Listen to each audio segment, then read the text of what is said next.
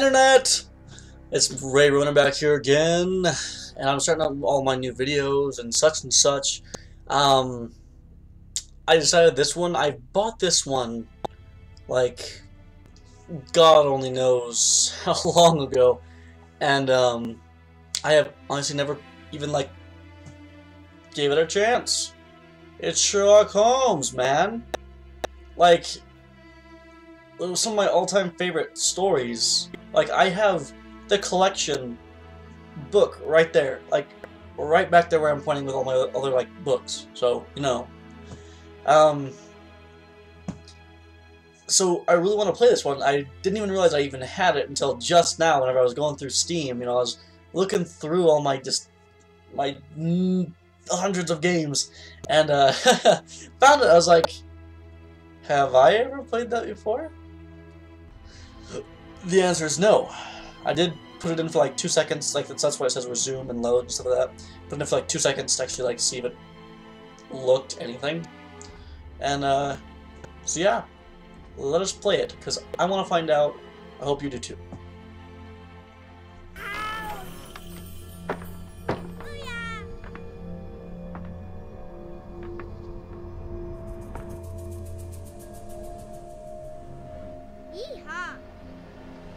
Yeehaw!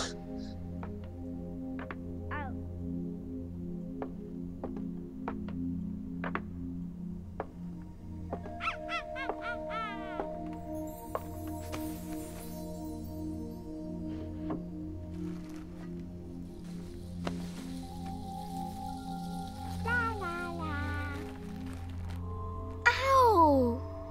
Ah! What's this?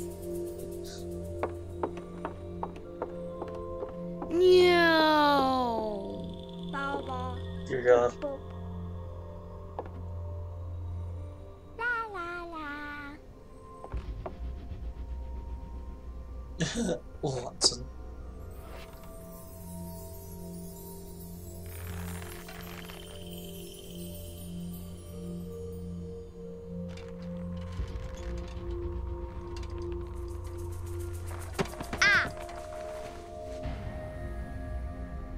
Ooh.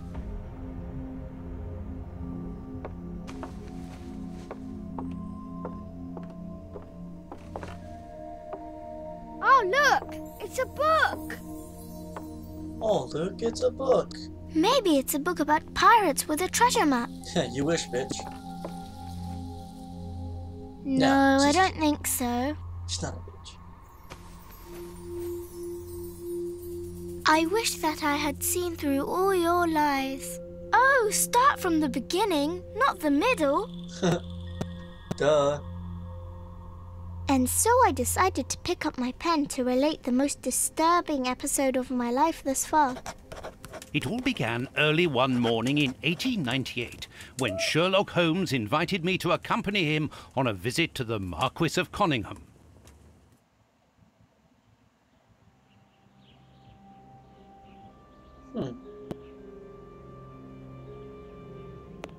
Watson, my dear fellow, we can now go and inform the Marquis that we have found the Samoan necklace, and very much faster than Inspector Baines, too, which pleases me. Have you really solved the theft, Holmes? And so quickly?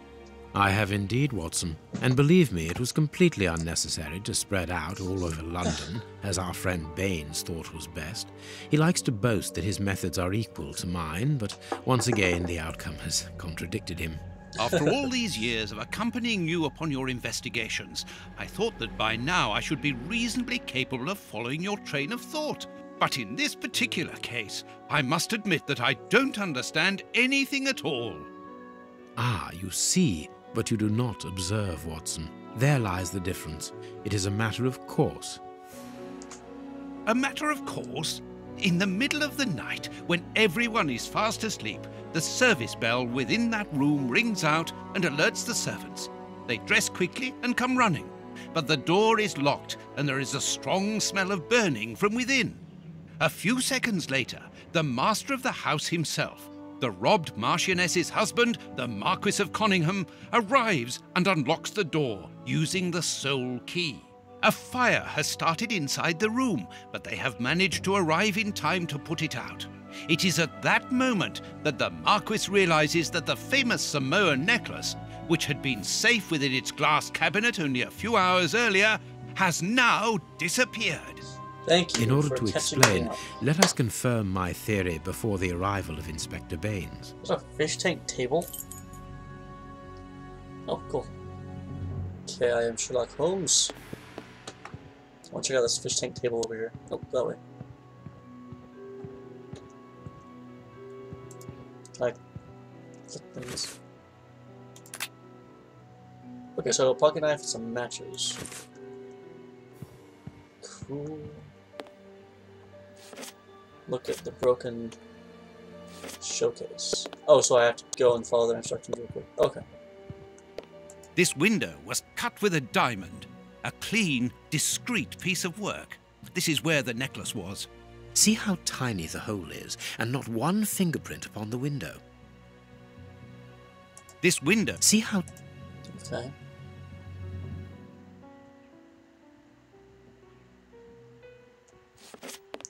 Left window.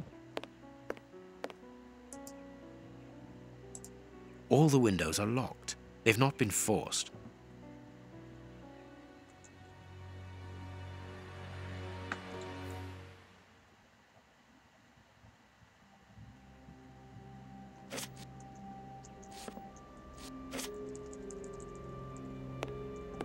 What's going on?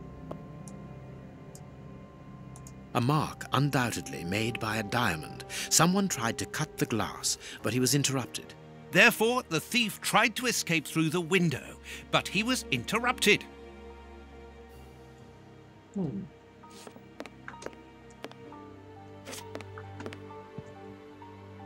Shim.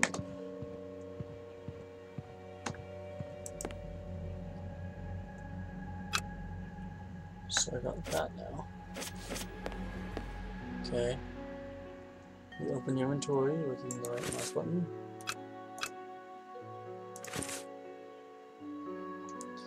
Every item by selecting your inventory throughout the game. Scroll with the general of your mouse. So I find glass. Scores beneath on the piano. Okay. Let us examine the crumpled scores that have fallen off the piano.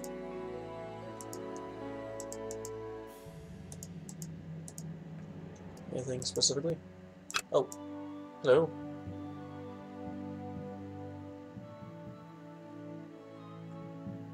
These sooty prints were left by a tiny hand. I don't understand why I these blame music monkeys. scores are covered with soot. It's the R button. I can do first person Holmes. Okay. I'm good with this actually. No, I don't want to.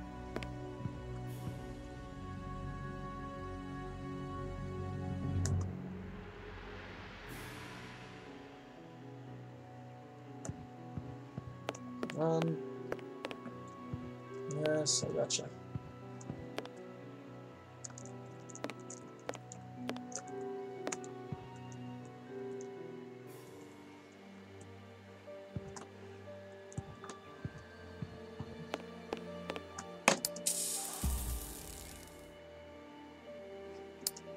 Cool.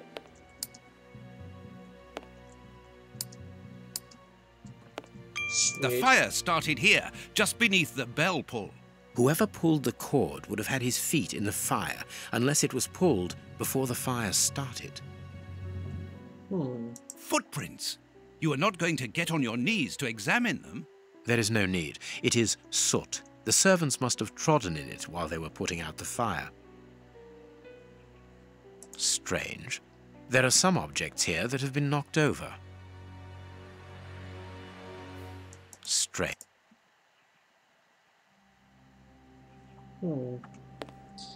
Very peculiar. These documents are not very interesting, even though they're addressed to the Minister of Maritime Affairs. The Marquis himself.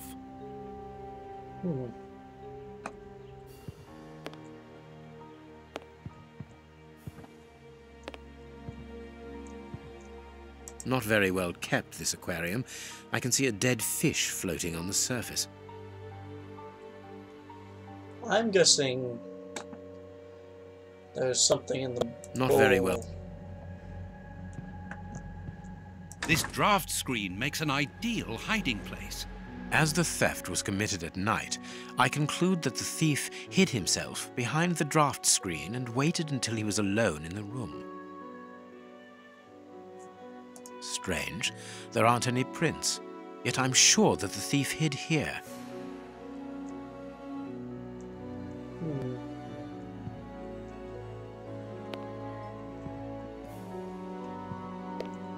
When the servants arrived at the door, having been alerted by the bell, they saw evidence of the theft and the fire, but they didn't see the thief. This door is very hard to force. The Marquis is the only person to have the key. The thief could not get out through here until eventually, when the door was opened by the servants. What do you think, Holmes? Let us search the room before the police get here. We might throw some light onto all this. Okay. The chest wasn't opened. The necklace wasn't in it. Oh yeah, you can open the door, right? Still. All the windows are locked. They've not been forced.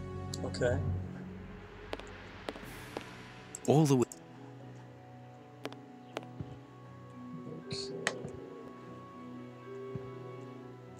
Do I not have a, don't have that anymore, apparently.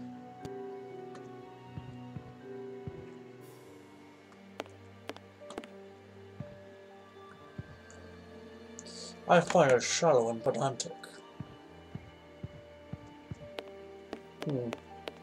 What do you think? Let us search.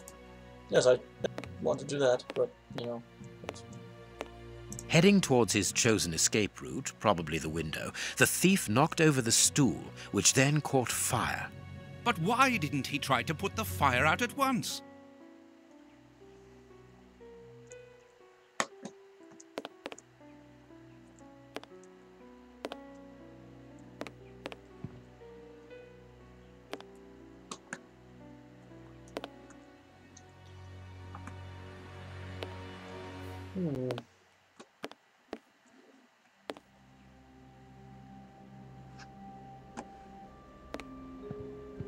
A candle. It must have fallen from the chandelier.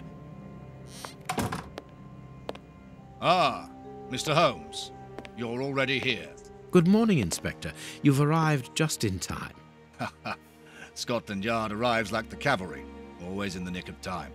Ah, but I know that satisfied expression, Mr. Holmes. Have you already solved the case? It's possible. We have retraced the thief's rather unusual footsteps. He is a true acrobat. But what I cannot understand is that when the servants entered the monkey. room, there was no one to be seen. An acrobat, perhaps, but an invisible one? I do not think so. The only explanation is that the thief escaped before the servants arrived. I don't know how, but there is no other way.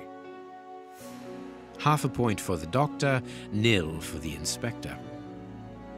I'm pleased to see that you find the situation amusing, Mr. Holmes. Very well then, explain.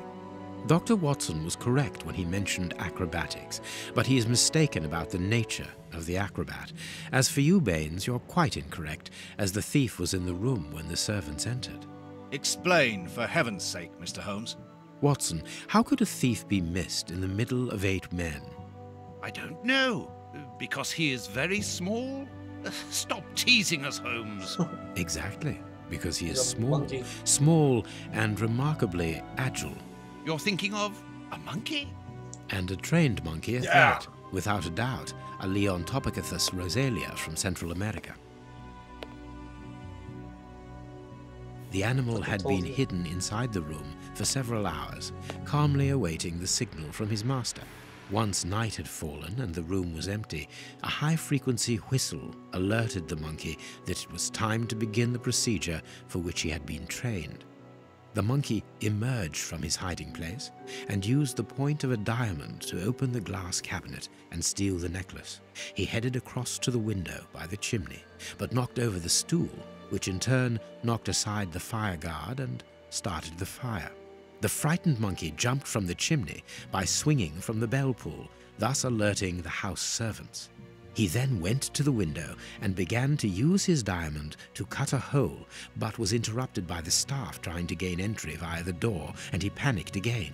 He ran across the piano, scattering the music scores onto the floor, before hiding inside the chandelier, knocking over a candle. Finally, the servants and the Marquis entered the room, leaving the door open while they put out the fire. It was during the confusion that our agile little thief made his escape through the doorway. As simple as that. A brilliant explanation. Bravo, Holmes. And the necklace? I can see it from here, my friends. It's right in front of us. We have searched the room from top to bottom, Holmes. How were we unable to find it? Because we paid insufficient attention to the only victim of this affair. What victim? No one is dead? Yes, Watson. A poor goldfish whose destiny was to die, crushed by one of the most precious necklaces in England. The aquarium is just beneath the chandelier. I understand. The little monkey had likely hung the necklace around its neck and lost it when he leapt from the chandelier. The jewels fell into the aquarium, where they remain now.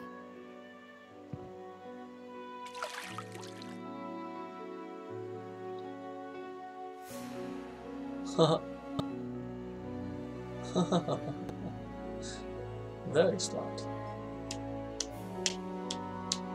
Marquis, here is your necklace, intact, just a little wet. Mr. Holmes, this brilliant demonstration does credit to your reputation. Thank you so much, Marquis. Do you wish to verify the authenticity of your jewel? No, I recognize it. I have spent many hours admiring it, you know. Good. I will return it to its box and... Inspector, a bank has just been held up. You must follow me at once. Orders of Scotland Yard. What times? Sirs, duty calls. My regards, Marquis. And well done again, Mr. Holmes. There, the necklace is in its box. We've lost enough time here. Let's go home, Watson. Ah, very well, as you wish. A good day to you, Marquis. With pleasure, gentlemen. And once again, thank you.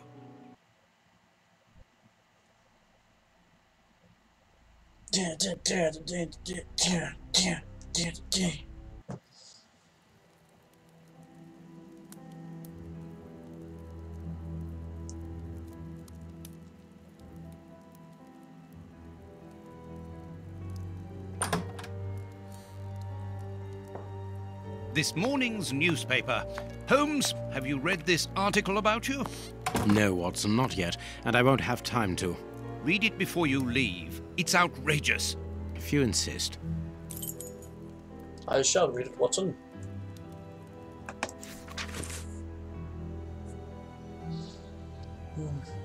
Sherlock Holmes, the home of Marquis of Ganblobblobblobham. The investigation is a fiasco. Yesterday, the sub-detective Sherlock Holmes was invited to the manor of Marquis Cunningham to supply his conclusions following his investigation into the disappearance of the priceless Simone necklace. It should be recalled that the lady called in the detective after the police appeared, summoned in the face of astonishing circumstances around the theft. Indeed, the valuable piece of jewelry disappeared while the door of the room was locked. I was raised, blah blah blah blah blah blah. I would, but I'm not gonna read this anymore. It's good. Prince Woodville, French culinary expert and bagpipe player, might be our next king. That's not so shocking, my dear fellow. You know exactly to which article I'm referring, Holmes. How can Farley dare to tarnish your reputation like that? You know, Watson, that wherever glory walks, jealousy is bound to follow. As for the forgery of the necklace, I suspect that we shall soon be enlightened in this regard. Come in, Inspector Baines, the door's open. Ah, Mr. Holmes. How did you know I was here? You are one of our rare visitors who avoids the second-to-last step of the stairs, which creaks dreadfully. And if I add the clinking of the handcuffs at your belt, to what do we owe the pleasure of your visit, Inspector? Have you read that, Rag?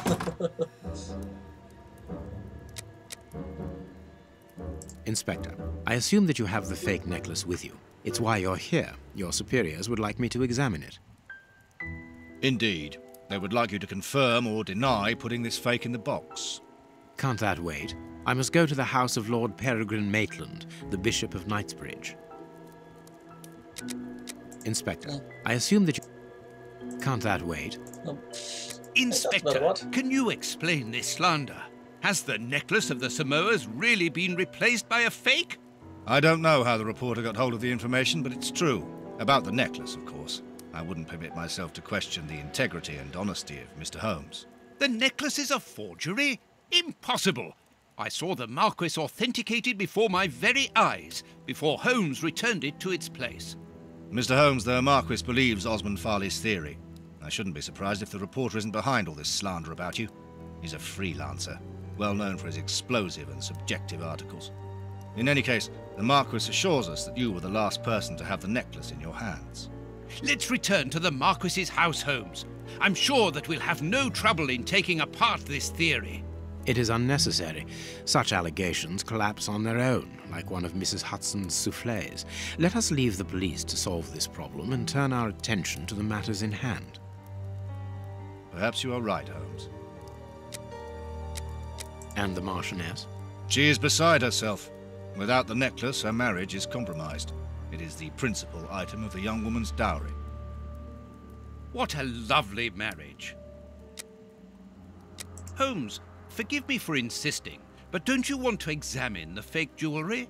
Watson, I have an appointment, and it's out of the question that I arrive late. It will only take you a couple of minutes. You really must quell the suspicions put forward in this appalling article. If you will allow me, Inspector? Be my guest. Very well. What do you think?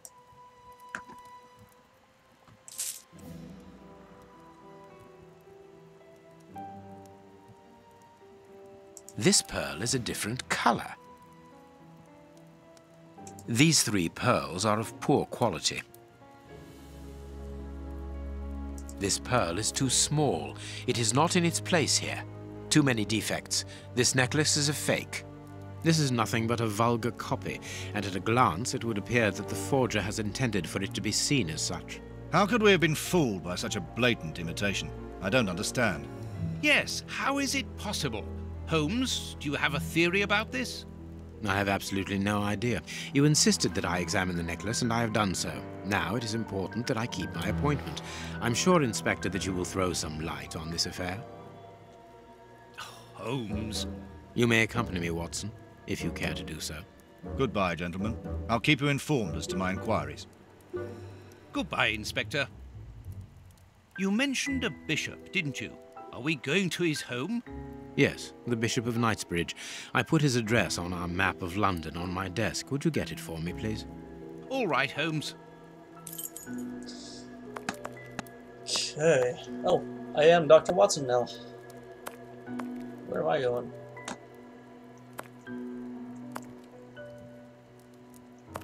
What was it again? Have you found my map of London?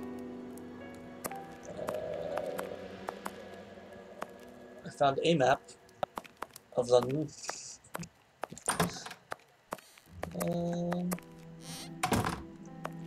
Here is where I write my stories about Holmes's cases. Oh, so this is where this is Watson's room. Oh, Watson's room. Holmes' room. Okay.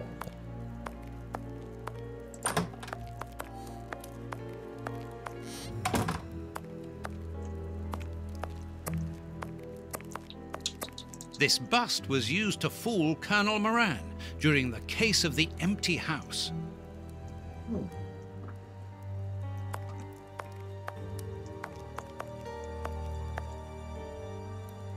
Where's this map he's talking about? 'Cause I don't know where it is.